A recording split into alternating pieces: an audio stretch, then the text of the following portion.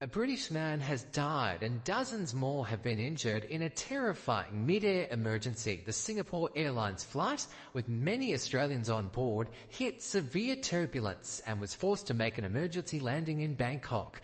Live to Europe Bureau Chief Hugh Whitfield in London. Hugh, a terrifying ordeal for passengers and crew.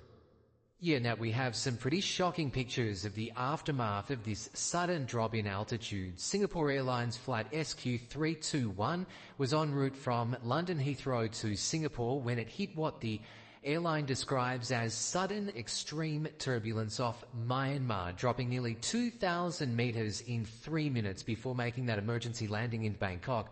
People without their seatbelts on are said to have hit the ceiling of the cabin, smashing into overhead bins with all sorts of injuries, at the very least cuts and bruises, but there was much worse. A 73-year-old British man, Jeffrey Kitchen, is said to have suffered a suspected heart attack, dying on board despite the best efforts of fellow passengers and crew trying to carry out CPR. There are reports more than 70 people have needed hospital treatment. At least 7 people are listed as in a critical condition. A lineup of ambulances scrambling to the scene to greet the aircraft as it landed in Bangkok, with triage tents set up on the tarmac to treat some of those injured. 211 passengers and 18 crew were on board the Boeing 777. It is a flight, of course, very popular with Australians heading home from the UK and Europe.